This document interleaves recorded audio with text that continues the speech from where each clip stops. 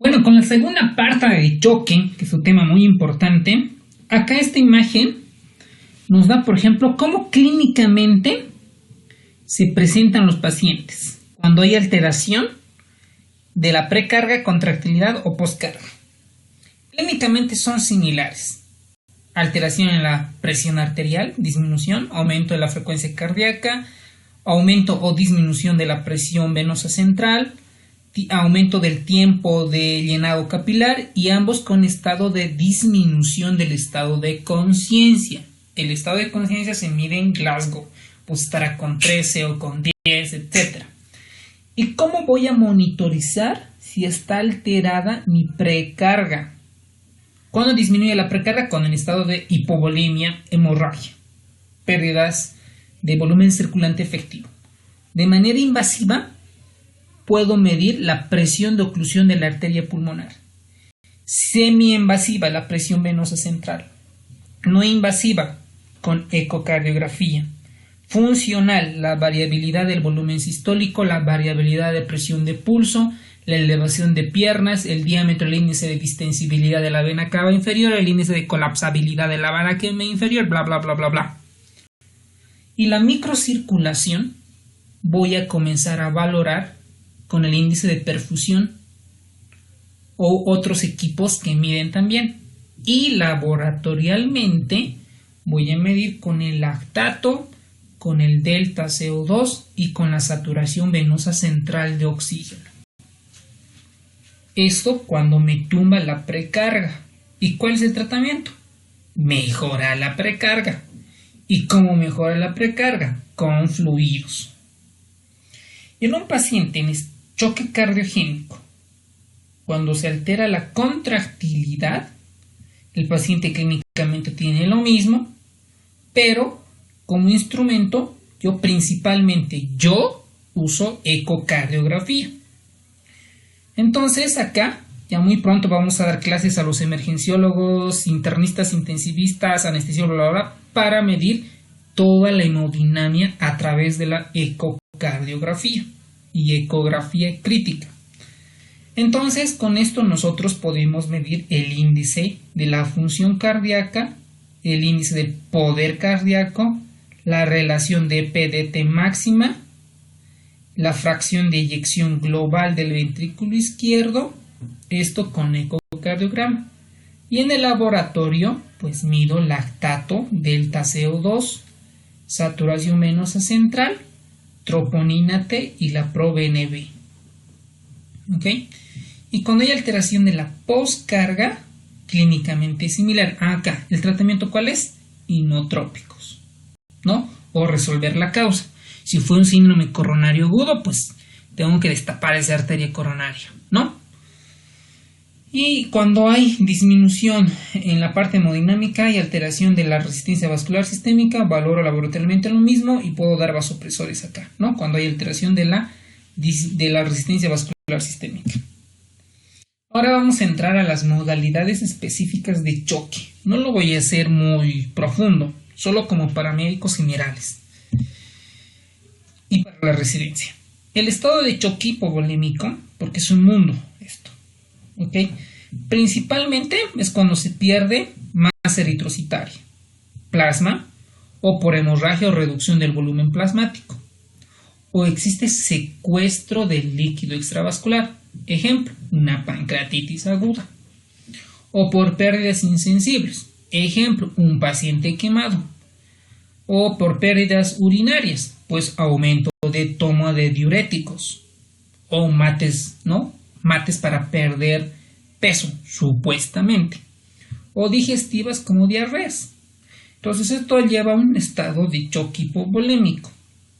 La clave es saberse la clasificación, es decir, el estado, si es leve, moderado o grave, porque yo les pondré un caso clínico con tales síntomas y que identifiquen si es leve, moderado o grave. ¿Para qué? Para hacer un buen diagnóstico, y si tenemos un buen diagnóstico, tenemos un buen tratamiento, un buen pronóstico y salvamos vidas. ¿Ok?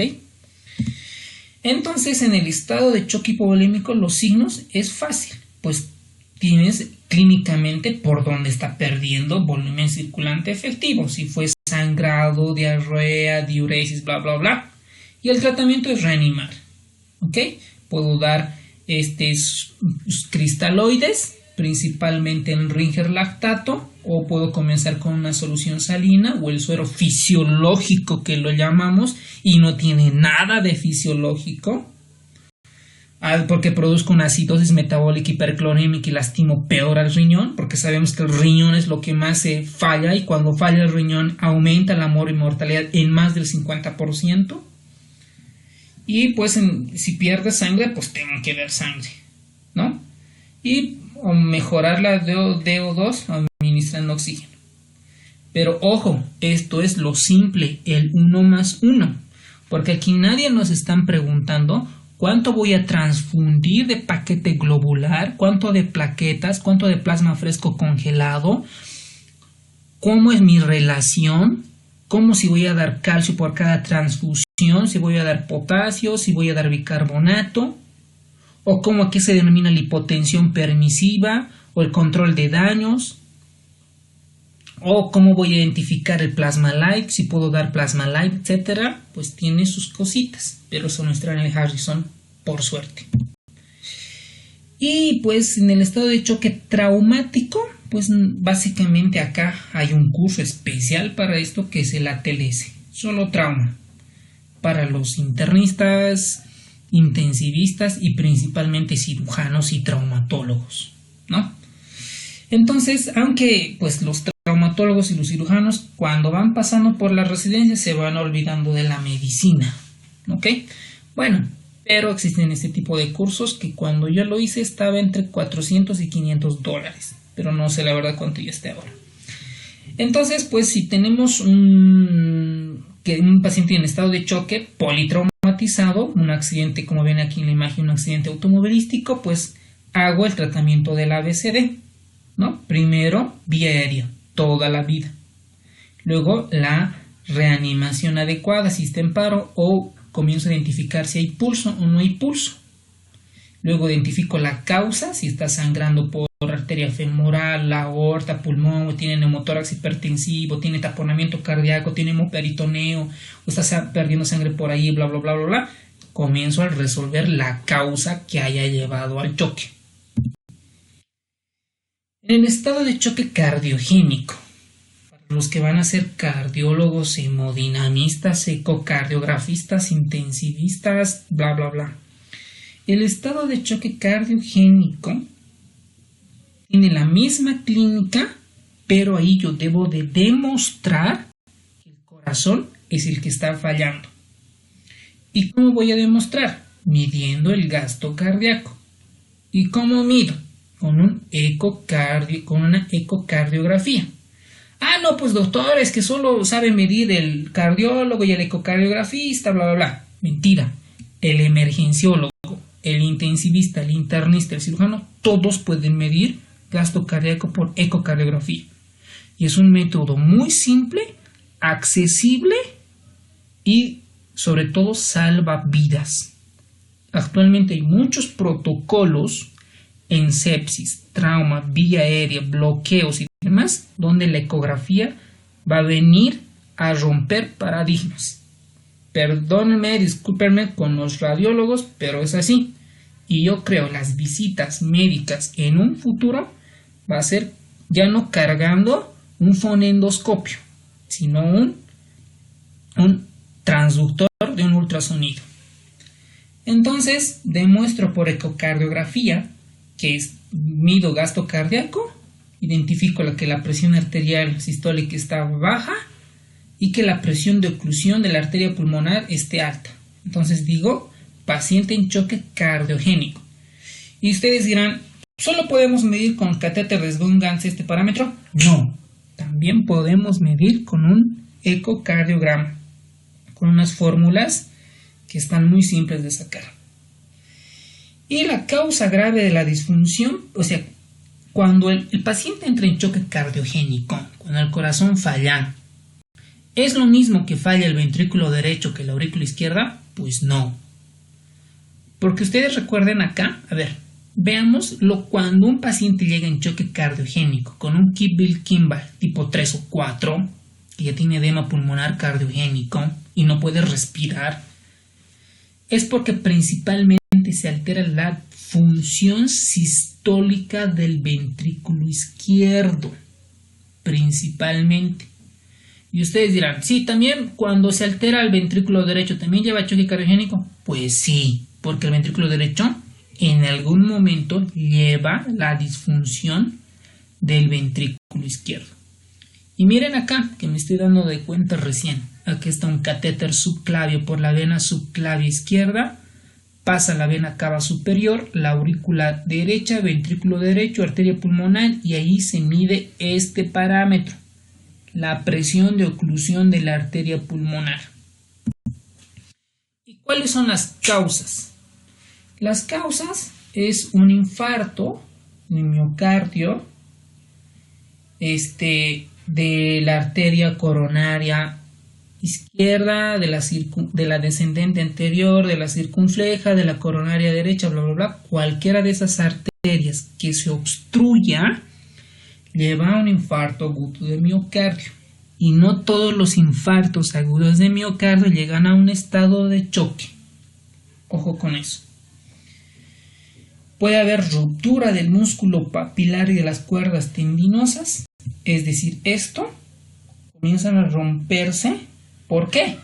Porque hubo un infarto de pared y hay hipoperfusión de la pared miocárdica y se rompen estas cuerdas tendinosas. ¿Qué otras causas? Taponamiento agudo. ¡Uy, qué interesante! Cuando un paciente, ¿quiénes hacen taponamiento? Agudo, los pacientes que están manejando y hay accidente automovilístico. Y hay lesión del tórax y se llena de sangre alrededor del corazón. Y alrededor, cuando llega al corazón, el que más sufre es el ventrículo derecho. ¿Y cómo diagnostico taponamiento cardíaco? Con ecocardiografía. ¿También puedo hacer con radiografía auscultando? Sí, pero es más fácil con ecocardiografía. Entonces ahí tenemos la causa. ¿Y quiénes más hacen taponamiento? Paciente con lupus, paciente con tuberculosis, artritis reumatoidea, infecciones virales por riquecias, por hemófilos, por bacterias hemófilos influenza, atípicos, por virales como el H1N1, H2N3, bla, bla, bla. ¿Ok? Otros grandes infartos. Puede haber una infección. ¿La infección lleva a falla cardíaca? Sí, señores. Una miocarditis ocasionada por una infección lleva a falla cardíaca. ¿Ok? El paro cardíaco, las taquiarritmias, una fibrilación ventricular, taquicardia ventricular, bla, bla, bla, también una miocarditis fulminante, miocardiopatía en etapa terminal. Y todas estas causas que llevan al choque cardiogénico. Algo que me interesa, que nos interesa y nos debería interesar, es la miocardiopatía de Takotsubo. Esta miocardiopatía de Takotsubo es cuando el corazón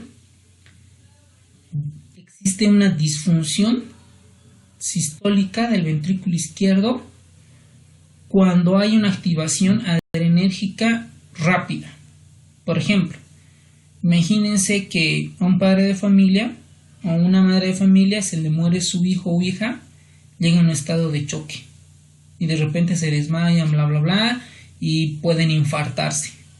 ¿Ok?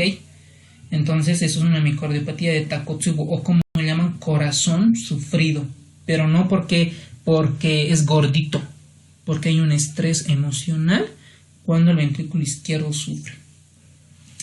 Después la embolia pulmonar, la valvulopatía, estados de intoxicación, todas estas cosas llevan a un estado de choque. Y cuando hay un infarto de miocardio, hay disfunción diastólica y sistólica. La mayoría de los médicos, cuando hay un estado de choque cardiogénico, preguntan la FEBI. ¿Qué es la FEBI? La fracción de eyección del ventrículo izquierdo. Pero lo primero que se altera en un estado de choque es la función diastólica. ¿Por qué? Por fisiología. ¿Quién consume más ATPs? ¿La sístole o la diástole? La diástole. ¿Para qué? Para romper, pues necesita ATPs para romper la interacción entre actina y miosina. Recuerden ahí la interacción entre las troponinas. Está muy fácil de explicarlo. Tanto la disfunción sistólica y la diastólica me llevan a un proceso de una elipse que me lleva a la muerte. Y el diagnóstico, ¿cómo lo hago? Depende de qué tipo de causa es. Si va a ser un infarto, pues va a tener dolor precordial, irradiado, bla, bla, bla, bla, bla, todo lo que ustedes saben. Ojo, esos pacientitos, como te dice el libro, solo vienen el 20% y el 70% o más de la mitad vienen con síntomas inespecíficos. Por eso es que los pacientes no saben reconocer un infarto agudo de miocardio y se les va el tiempo mayor a 12 horas para hacer una trombólisis in situ o farmacológico y si nos mueren. ¿Ok? Pues eso será en un contexto de infarto agudo de miocardio con o sin elevación de ST.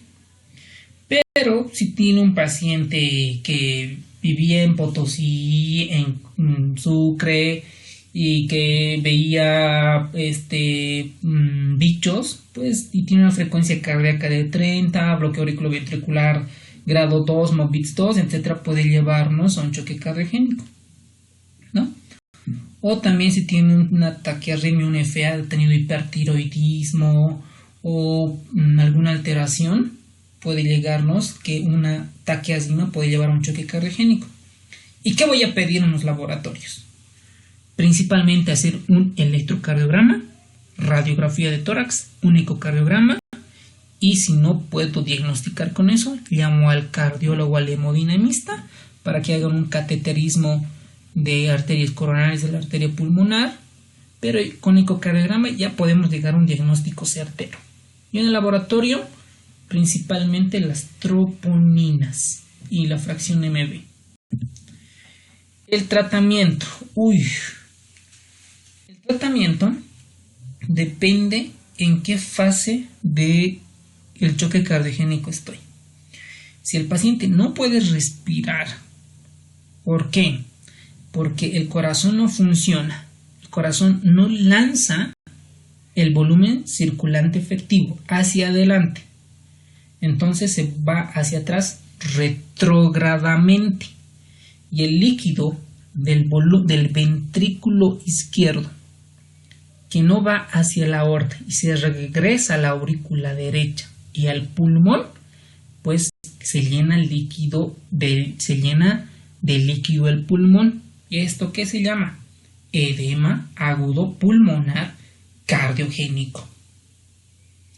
Entonces, si el pulmón está lleno de agua, ¿qué voy a hacer? Sacar el agua. ¿Y qué voy a dar? Diuréticos. ¿Para qué? Para eliminar ese líquido. Fácil, ¿no? ¿Y por qué doy morfina? Primero, para calmarle el dolor si es un choque cardiogénico. Segundo, para disminuir la sensación de disnea en el paciente. Luego doy oxígeno dependiendo de mi saturación, porque hoy en día hay investigaciones que un paciente cardiogénico no es óptimo que sature al 100%, porque las arterias coronarias hay mayor vasoconstricción. Y si tengo buena presión arterial sistólica, puedo manejar con nitroglicerina. Si está alta, ojo, porque si está baja, lo doy al contrario, voy a usar noradrenalina. ¿Dónde actúa la noradrenalina? ¿En qué receptores?